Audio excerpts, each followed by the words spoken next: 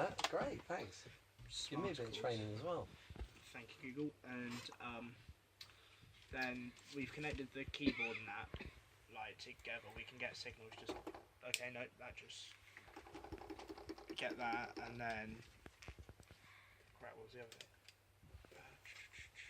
We've got a signal through time the signature and tempo change. Did you? Yeah, you got access to that. Fine. And there was something else, but I can't remember what it was. Adding audio track, instrument track. There you go.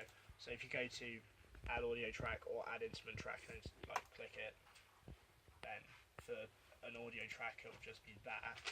And then if I was to get rid of this, I can't. Add instrument track, then you can like find which one you need and things like that. Like. So there's a couple of different ways of doing it. You can either do the right click and then insert that, or the command will come up, or you can use the tabs at the top as well. And what you find, there's probably two to sometimes three different ways of achieving the same kind of objective, if you like, whichever one you feel comfortable using. With regard to getting the sounds on the keyboard, then how are you getting on with that?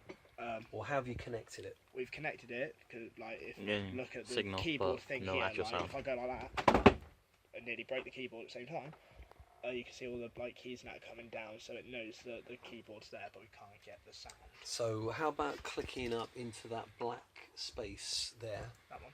Yeah, and finding the sound. Let's go with. We have voices. Yellow. Nah, we're gonna go for keyboard. Yeah, I hear them sometimes as well. Gonna go for Wooden. an organ. Oh wait, and Wood. let's go European. Bagpipes. Brexit. What bagpipes got to do with Brexit? You said about the European.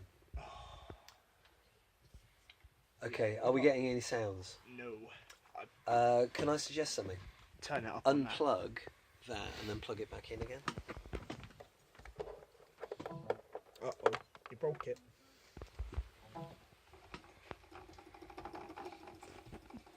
Oof.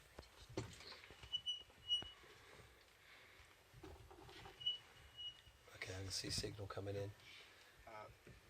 We may need to reload this patch. It has been glitchy, but you've done all the right things in the right order. Very well done. Great. Okay, let's focus on some of the tab stuff at the top. If you, Tom, if you just go across, let's look at file. What we got in file? New project, open, close, save, save as, save new version, revert, page setup, print, import, export, replace audio and video file, clean up, backup project, save as a template, preferences, key commands, and recent projects. Oh god. Okay, so I would kind of make a guess with the majority of you guys in the room, if it's sort of based on the amount that I use on it, it's probably only about 50% of that content that you'll probably use on a regular basis. There'll be certain things on Cubase that you just won't use at all, and it will be you just look at and not just Cubase, but just generally music software. Some of the stuff you want to look at. Clearly, you want to be able to save the work that you're adding, whether it's audio, whether it's MIDI, whichever. You want to be able to know where you're saving that, and I would always highly recommend you set up a folder. Like I said to you at the start, if you've got a band name, you can't really go far wrong. If you're putting everything in that band folder, no one else will populate that because they'll be too busy populating pods 1, 2, 3, 4, 5, 6 or whatever, and their different tutor group stuff. How you label stuff, I think, is going to be crucial, because once you label it before you start recording it, if you notice on here, it actually says the detail there. You can actually change that as well by clicking on it and merging the stuff. But if you label it correctly in the first place, you're going to save yourselves a lot of work, and certainly trying to retrieve files. Let's look at the next tab across, the edit stuff. What we got on there? Undo, add track, redo, history, cut, copy, paste, delete, functions, range, select, Quantize. reset quantize panel, advanced quantize, move to, mute unmute, automation follows events, auto select events on the cursor, and enlarge selected tracks and zoom. Okay, so there's a variety of different things there. Once again, it's probably only going to be about 50% that you're going to use on a regular basis. Always remember the fact that if you do something that you click the wrong button, you can always undo it. It's a Windows-based project, really, or the concept of it. So things like Control C, Control V, Control Z, all those sort of things will still feature on it. So Control Z to undo, or click up in the edit area to be able to then just literally undo. If you use the history, you can then go back and find, and it will give you an option of either redo or move the item or whatever it might be that you need to go back on. Sometimes it can be a bit problematic in the way that you end up having to redo a load of other things as well. It kind of takes it back to that particular position that you left it. The other things on edit, what was some of the other things? Quantize was something I picked up on. Anybody know anything about Quantize and how it works? I think it has something to do with MIDI, because I've just found this. It does, yeah. With regard to Quantize, something really important you need to know about think of it as a grid. Well, it is a grid. Think of it as what's called MIDI events. Every time you hit the keyboard, whether it's a drum sound, a keyboard, a piano sound, or whatever it might be, it creates an event. And however long you hold the key, the length of this little square box gets longer. And you'll find that if you hold a note for a bar, the length of the highlighted little square will be an entire bar. Or it may be for drums, it may be just a quick hit. It has velocity on it as well. That's another word that you'll come across, which is basically a dynamic, how hard and fast that you hit a key. So you might find if you're playing something subtle and flowing on a piano sound, the events will still be recorded on the grid. And how the grid is made up. If we let's open a MIDI channel. We can't really play anything in just yet, can we?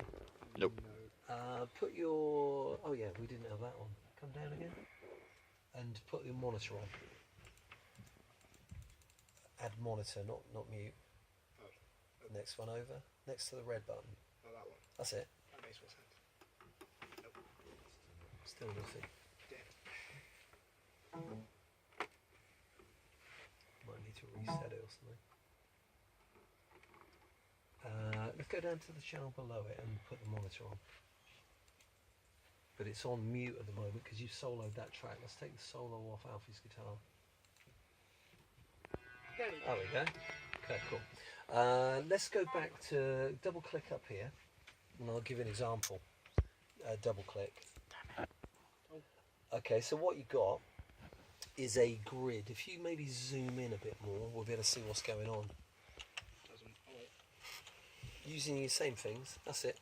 I'm just hitting shift. So what you got on a grid is it will be dictated by the bar numbers along the top, exactly the same as this is at the top. So if you imagine on a grid, you've got a counting, which is 1, 2, 1, 2, 3, 4. That is actually over a 2-bar period, yeah, or 2-bar duration. Most tracks, if you have that sort of counting, won't start until bar 3. And if it's an 8-bar period, then it would be between bars 3 and 11. Then another 8 bars would be 11 till 19, this sort of stuff. What you find is by going back to the quantize kind of question, how this works is how you're recording those events on there. It depends how you play something in and how you want to move it onto the grid. Now, if something is kind of syncopated to the point where it is over like 16th, so you're kind of pattern. If you quantize it to 4, it will just be rather than it would be, if you quantize it on A, it would be so it's exactly the same how you would play it on the hi-hat. And how this works is, what you're doing is you're setting it to fall onto the grid over the different bars. Best way of you finding out more about it is to just experiment putting something in and seeing how it works. There's things like 16T which make it more of a swing pattern as well. There are, if you put it on 2, it'll be really limited. But what you might find is looking at how the grid works on there, positioning the notation and getting it to fall correctly, you start to see this pattern emerge where, if you know the kick drum is on the first beat of bar 3, you can actually physically see it on there, and you could then move that around. So how the events form, as I say, an event is you simply pressing a keyboard, coming up with a colour, a little square on there, however long the duration you hold it, how hard you press the keyboard, will come up with a volume. And what you find is that the colour changes of the little box as well, and it will change colour, and it gives you an idea. When you look at it, you can sort of see the velocity and how that moves. How this is set up, you can actually see where the keyboard notes are played as well. And if you wanted to move those things on a grid, you could kind of cut and paste, highlight all the stuff and move it up an octave or whatever. There's so many different things that you could do. If there's an incorrect note, you could isolate that and just literally lift it up to the next note or down wherever the mistake was.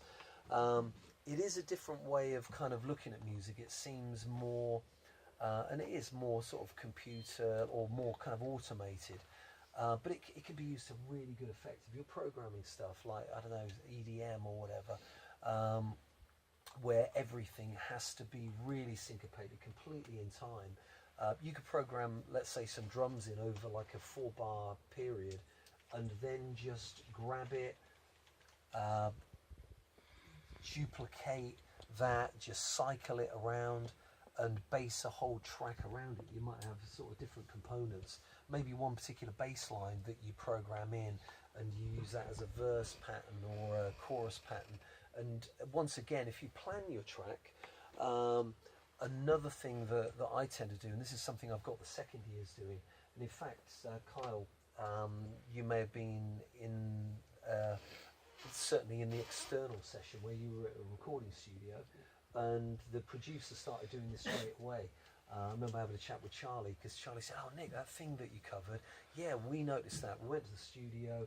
The producer started then arranging the track based on, when I mean arranging it, I don't mean a musical arrangement. I mean like a kind of more of an arrangement through listing a planner on there. So let's say bar 1 to 3 would be your count, and what you can do then is list that, so you know that the track doesn't start until bar 3. From bar 3 till 11 it might be your intro, 8 bars of intro, so you list that. The next thing maybe verse 1 or bridge or whatever, but by doing that and then playing along to a click, the producer will know exactly what passage of the song that you're at with regard to kind of that playback. If you want to drop certain things in, you don't want to have to listen through the whole track.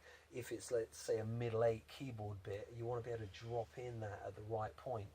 The other advantage it will give you, and again, thinking about stuff on a grid system like this, if a live drummer has played to a click, and you know that, let's say, that bass drum is hitting on bar 21 at the start, and you want to cut the 4 bars between bar 21 and bar 25 out and replace something there, you know that you can accurately do it, and you know exactly what part of the song that you're affecting.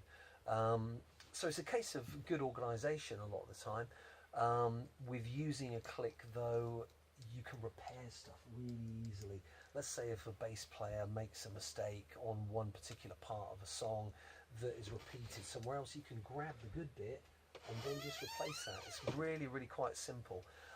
There's a lot of vocalists who use it, take full advantage of it, where they'll think they can sing one chorus and it'll be like, oh, well, I've sang the chorus well, you can just use it throughout the song. For me, it can work in some capacities, but it just ends up sounding too automated, and you want a bit more expression. You want to hear the vocalist maybe get a little bit raspier as the song progresses. Certainly, you could use it very well for forming ideas. You know, just playing in maybe 3 different parts of a song and just cutting and pasting it and populating the arrangement. But consider what you do on here with regard to that grid system and where the different bars fall, and I don't think you can go far wrong with regard to either audio or MIDI with regard to that. Anyone got any questions about quantization? Everybody kind of grasped that idea, that how that is formed. You know you've got your metronome that is beating in a particular way, and once again that is dictating the flow of the bars and where those events can fall. Okay, let's move on to the next tab. So next one, project at the top. What's the first one? Add track. Add track, yeah. You've done that already, haven't you? You've added both an audio track and a MIDI